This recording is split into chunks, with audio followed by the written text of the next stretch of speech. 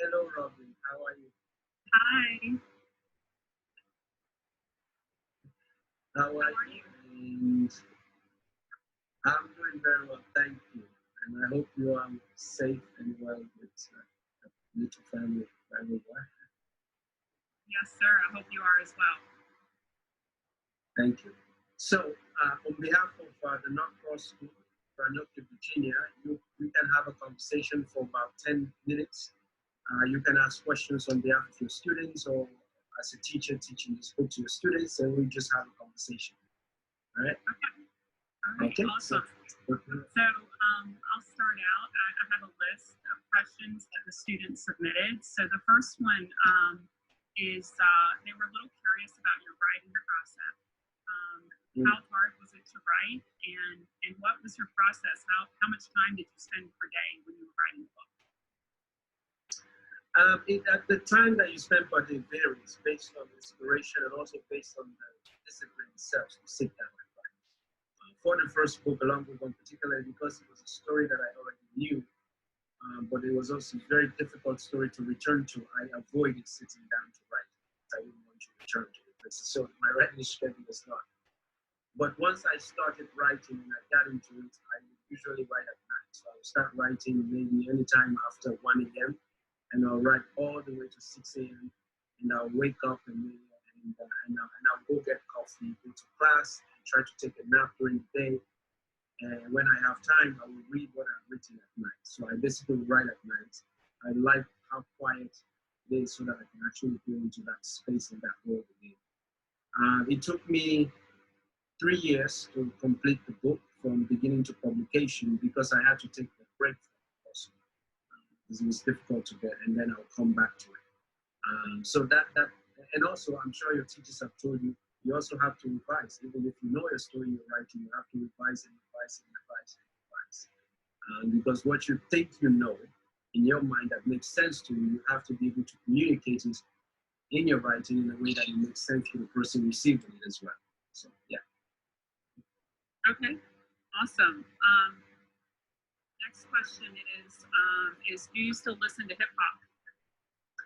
Yes, I was actually reading the part of it where I used to listen to hip hop. I still listen to hip hop music, but in all fairness and honesty, it's still good. It's taking on different forms, but it's not as good as it used to be. That's my opinion. That's my point of view.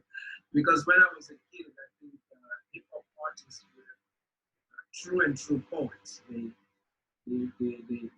wrote lyrics about things that were happening around them, and also found beautiful words to sort of get that point across in a very poetic way. So I actually used to listen to hip hop music and find new words and write them back and look at the dictionary, which I think you cannot do that nowadays if you listen to most.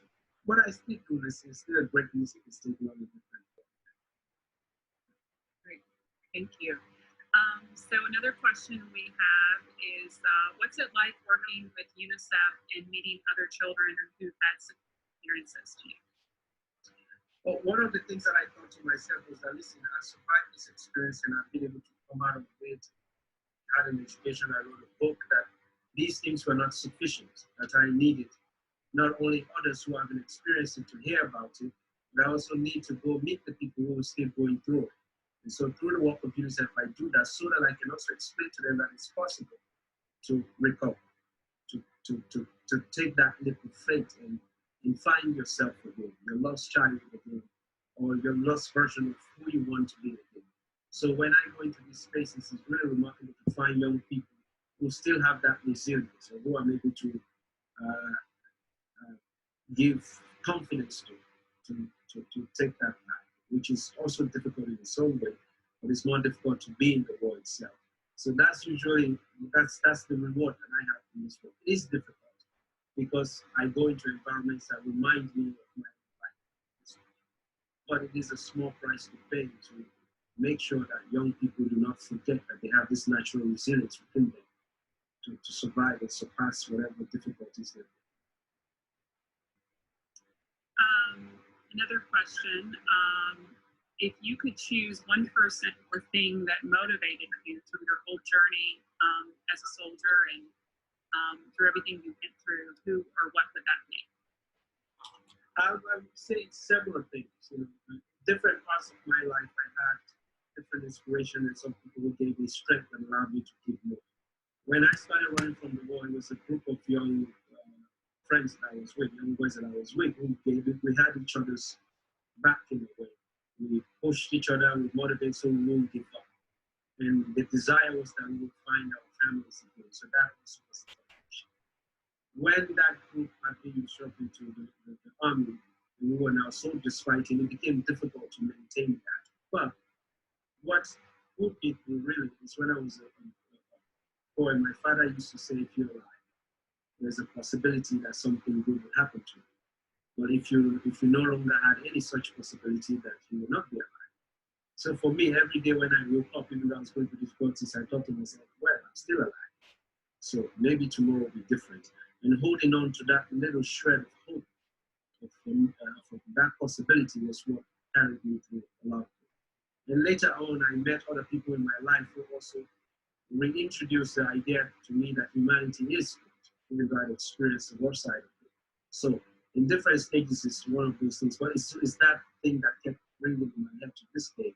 So that's why I'm always happy when I wake up in the morning. When I reach my work, some places where some people may wake up and they have other struggles on top of what we're all going through. So I always try to think about that, appreciate what I have. I love that quote from the book, Ishmael, and my students and I talked about that.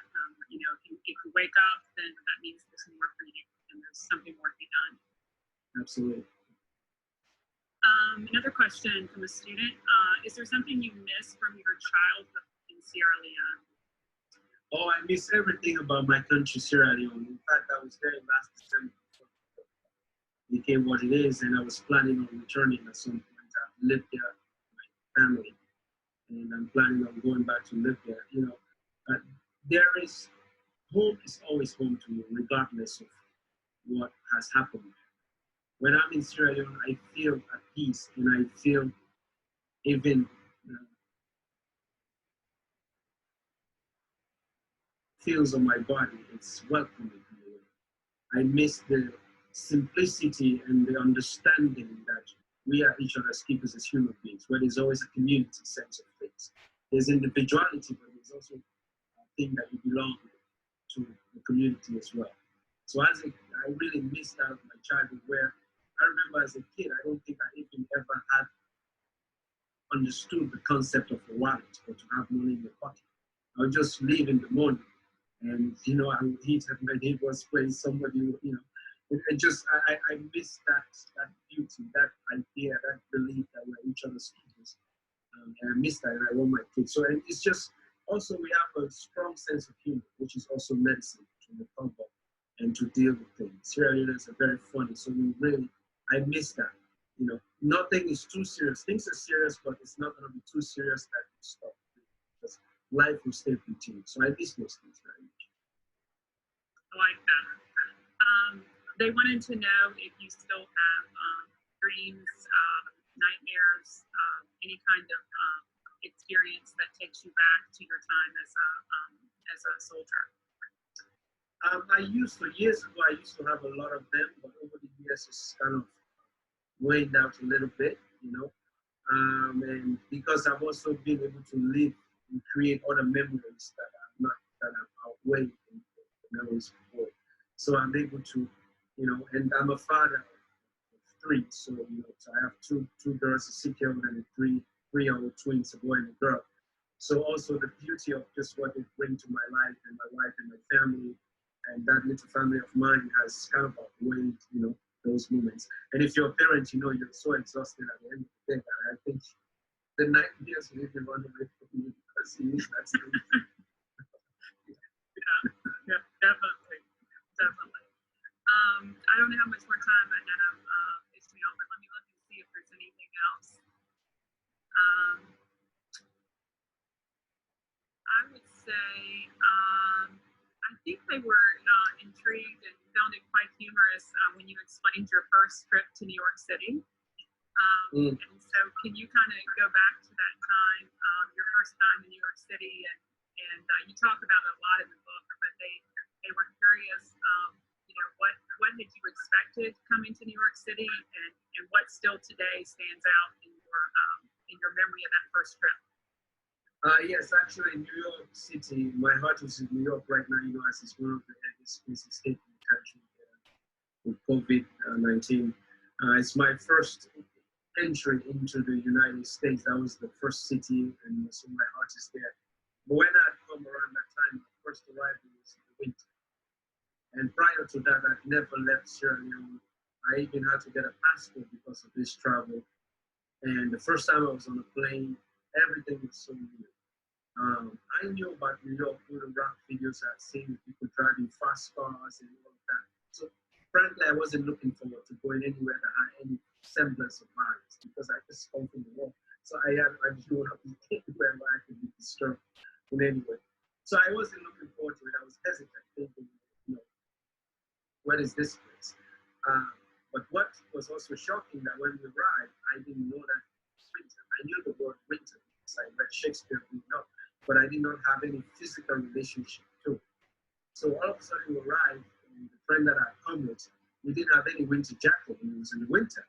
And there were these things falling out of the sky, white things, and we thought to ourselves, what is that?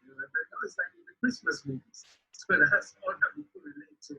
But I was so cold that I wanted to turn back and go and catch the plane back to where I was coming from because I can't walk all the time. So, but I know my face, I found my face was going to fall off and things like that. So these were my first impressions of New York. But once I had a winter jacket and I could move around a little bit, I could tolerate it. And I began to see the beauty of it and then that it wasn't what he had been portrayed in these videos, that it was actually quite a lively city where you get different languages and things like that. But I was very cool. The first time I had that one. Definitely. I'll give you one more. Yes, absolutely. I'm sure you have the other teachers my chance. They were curious. Have you been in contact with like any of your friends or Esther, Muhammad, any of those? Who have you maintained contact with that characters in the book? Some of the characters in the book, a good number of them I was not able to find after the whole thing ended. I have been in touch with Muhammad, obviously, so I was able to find him back. And with Esther, I was actually able to find Esther in Canada, where she lives now. I was on a book tour for Long Way Gone, and somebody said, she's my neighbor, and here's her number. So I called her, and I went to give another talk in Canada, and she was in the audience. She had returned. She had been able to leave Sierra Leone and eventually found her way to North America. And she was starting to get her nursing credited again.